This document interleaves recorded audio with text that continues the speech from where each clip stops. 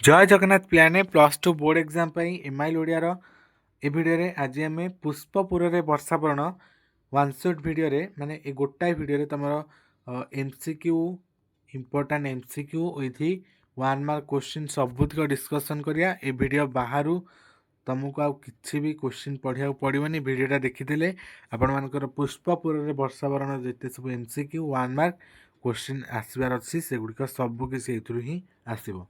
प्रथम प्रश्न अच्छी कहार स्निग्ध कज्ज्वल कांति पुष्पपुर नेत्रोत्सव सृष्टि करिछि। उत्तर कौन हम बारीबाहर बारीबाहर स्निग्ध कज्ज्वल कांति पुष्पपुर नेत्रोत्सव सृष्टि करिछि। बारीबाहर स्निग्ध कज्ज्वल कांति पुष्पपुर नेत्रोत्सव सृष्टि करिछि। एमसीक्यू गुड़िक पिलाने शुणी शुणी मन रख तेणुक जितेबाला भी आपण मैंने फ्री होती भिडियोटी को ऑन कर देकी आपण मैंने शुणी शुणी निजे निजे रिविजन करंतु। 2 नंबर प्रश्न अच्छी क्या दूरबंधु बोली प्राबंधिक संबोधन कर। उत्तर बारीबाहकु बारीबाहकु प्राबंधिक दूरबंधु बोली संबोधन कर। बारीबाहकु प्राबंधिक दूरबंधु बोली संबोधन कर। 3 नंबर प्रश्न अच्छी व्यक्ति ठारू किए बड़ बोली लेखक घन को प्रश्न कर। व्यक्ति ठारू गोष्ठी बड़ बोली लेखक घन को प्रश्न कर। व्यक्ति ठारू गोष्ठी बड़ बोली लेखक घन को प्रश्न कर। 4 नंबर प्रश्न अच्छी जलर अभाव केउठारे हाहाकार पड़ी। जलर अभाव उत्कल हाहाकार पड़ी। जलर अभाव उत्कल हाहाकार पड़ी। 5 नंबर प्रश्न अच्छी केउपुर स्वकर्म सारी उत्कल पथरे गति करने को बारिद को लेखक निवेदन कर। पुष्पपुर स्वकर्म सारी उत्कल पथरे गति करने को बारिद को लेखक निवेदन कर। पुष्पपुर स्वकर्म सारी उत्कल पथरे गति करने को बारिद को लेखक निवेदन कर। 6 नंबर प्रश्न अच्छी काहाठारे बदान्यतार महत्व गढ़ी उठे बोली प्राबंधिक कहते। देख पिलाने तुमर plus two board exam arts पिला कथा कहूँ स्पेशली तुमर जोटा व्यूर बही अच्छी तार क्वेश्चन आंसर जीक दिखाई सेतिक तुम एग्जाम देख क्वेश्चन आस से क्वेश्चन आस बाहर किसी भी आसनी। देख ये प्रश्नटा 6 नंबर प्रश्नटा ये क्वेश्चनटा बहुत थर रिपीट होती तुम जो प्रिवियस क्वेश्चन उठिक देखिए ताले ये प्रश्नटा आप पाइबे। तेणुक से कहते हैं भिडियोटी को शेष पर्यटन देखूँ सबू 1 मार्किया एमसीक्यू 1 लाइनर क्वेश्चन आंसर गुड़िक मन रखु शुणिकी नचेत खाता नोट करके एतिक बार बार रिवाइज करूँ या बाहर किसी भी आप पढ़ंतुनी या भितर ही सबकुछ आसो। 6 नंबर प्रश्न देख जोटा अच्छी काहाठारे बदान्यतार महत्व गढ़ी उठे बोली प्राबंधिक कहते।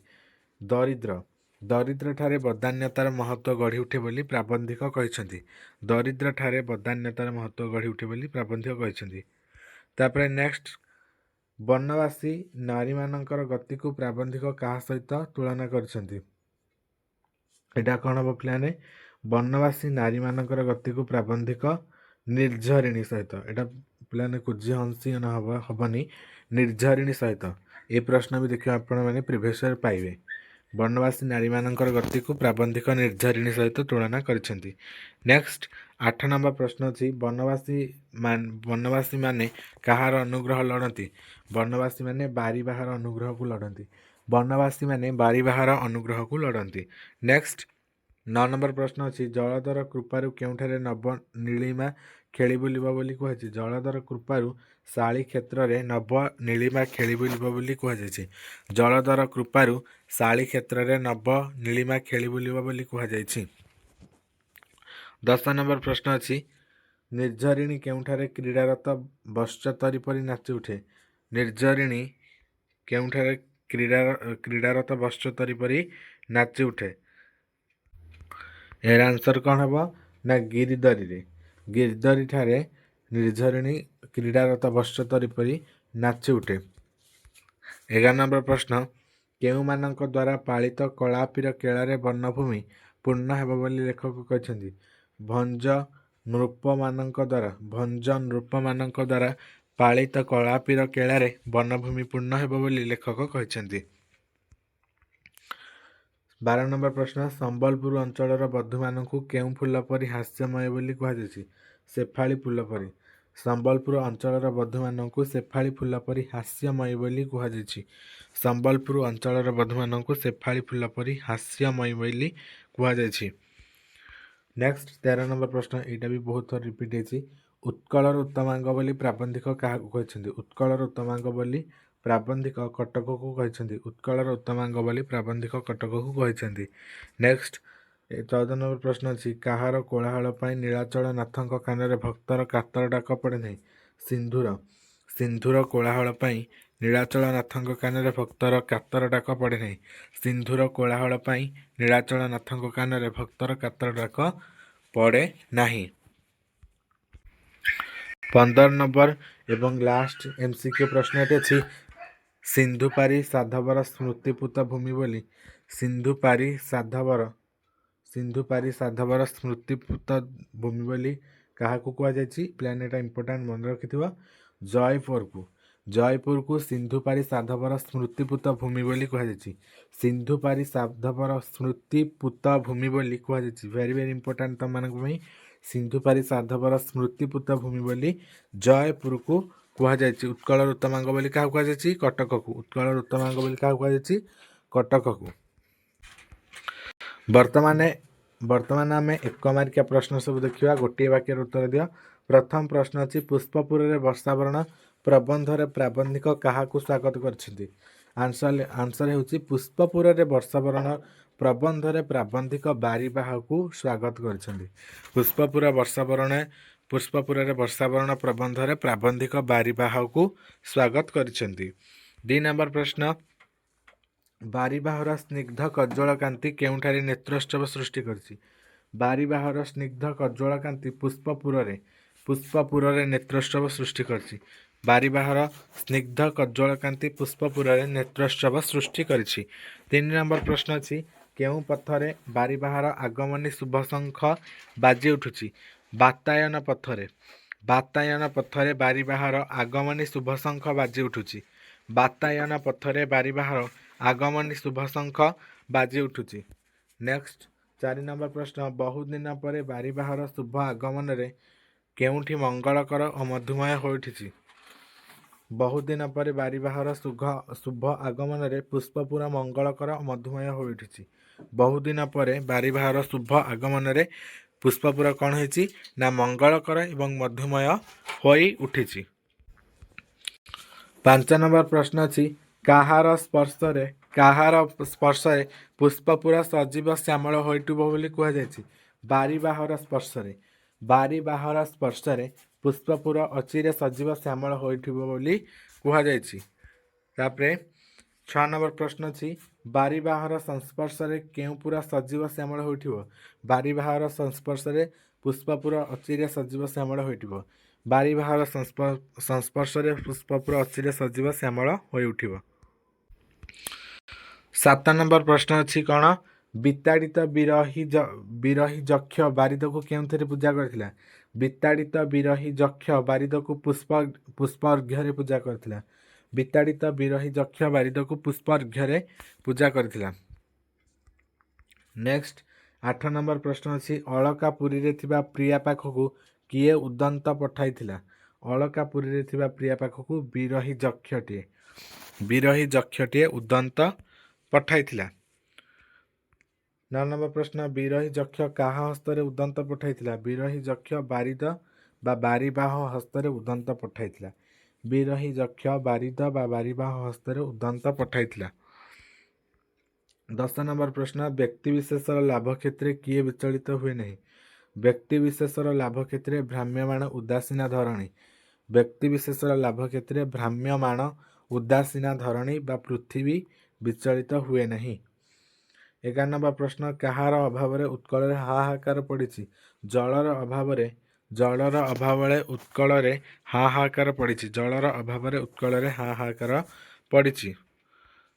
12 नंबर प्रश्न पुष्पपुर स्वकर्म सारी केउ पथरे गति करियाकु बारिद को लेखक निवेदन करछन्ति पुष्पपुर स्वकर्म सारी उत्कल पथरे गति करियाकु केउठी उत्कल पथरे गति करियाकु बारिद को लेखक निवेदन करछन्ति।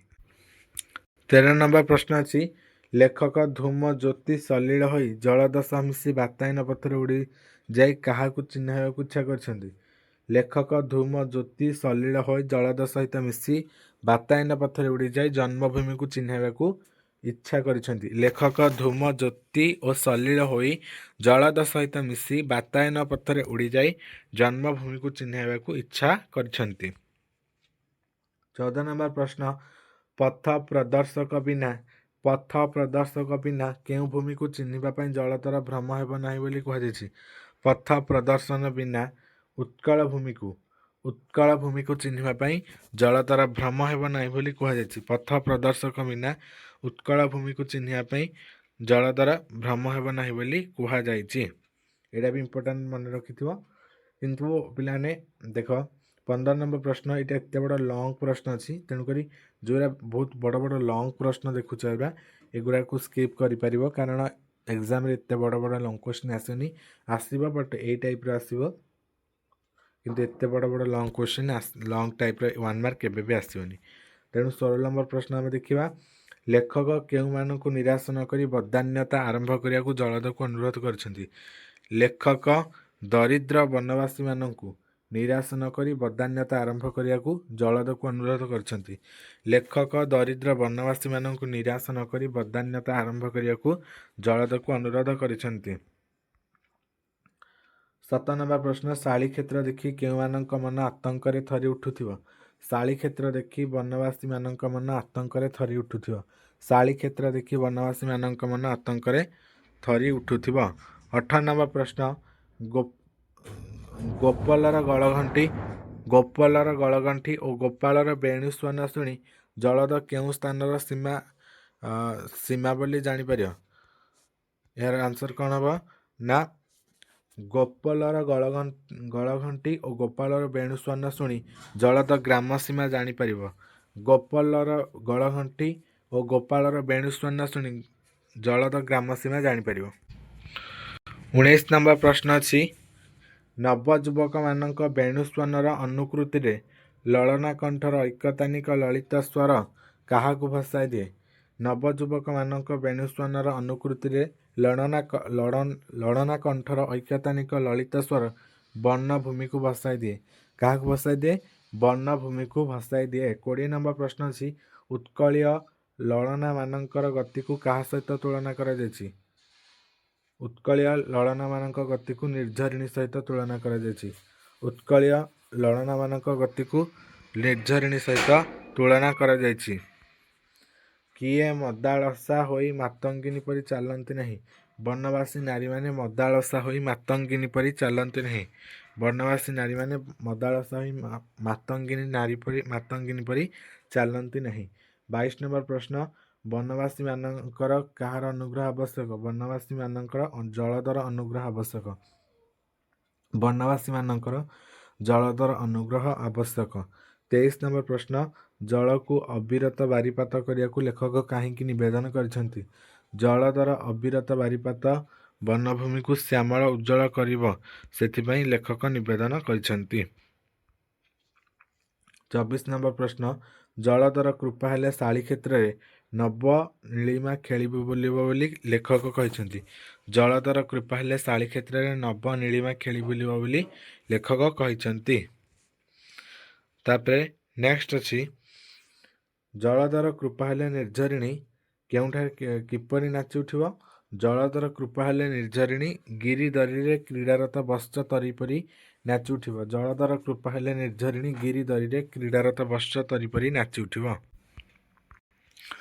କଦମ୍ବ ପୁଲକରେ କ'ଣ ହୋଇଥିବ ବୋଲି କୁହାଯାଇଛି? କଦମ୍ବ ଫୁଲକରେ କଣ୍ଟକିତ ହୋଇଉଠିବ ବୋଲି କୁହାଯାଇଛି। କଦମ୍ବ ଫୁଲକରେ କଣ୍ଟକିତ ହୋଇଉଠିବ ବୋଲି କୁହାଯାଇଛି। 27 ନମ୍ବର ପ୍ରଶ୍ନ, କୃଷ୍ଣଚୂଡ଼ା କ'ଣ ଦେଖି ନବତରୁଣୀ ପରି ଲଜ୍ଜାରୁଣ ହୋଇପଡ଼ିବ? କୃଷ୍ଣଚୂଡ଼ା ନିଜ ତରୁଣ ତନୁକୁ ଦେଖି ନବତରୁଣୀ ପରି ଲଜ୍ଜାରୁଣ ହୋଇପଡ଼ିବ। କୃଷ୍ଣଚୂଡ଼ା ନିଜ ତରୁଣ ତନୁକୁ ଦେଖି ନବତରୁଣୀ ପରି ଲଜ୍ଜାରୁଣ ହୋଇପଡ଼ିବ। ତାପରେ ନେକ୍ସଟ ପ୍ରଶ୍ନ ଅଛି 28 ନମ୍ବର ପ୍ରଶ୍ନ, କେଉଁ ପ୍ରପାତରେ କ୍ରୀଡ଼ା କରିବାକୁ ଜଳଦକୁ ପ୍ରାବନ୍ଧିକ ନିବେଦନ କରିଛନ୍ତି? ଖଣ୍ଡାଧାର ଓ ଦେବଗଡ଼ ପ୍ରପାତରେ କ୍ରୀଡ଼ା କରିବାକୁ ଜଳଦକୁ ପ୍ରାବନ୍ଧିକ ନିବେଦନ କରିଛନ୍ତି। ଖଣ୍ଡାଧାର ଓ ଦେବଗଡ଼ ପ୍ରପାତରେ କ୍ରୀଡ଼ା କରିବାକୁ ଜଳଦକୁ ପ୍ରାବନ୍ଧିକ ନିବେଦନ କରିଛନ୍ତି।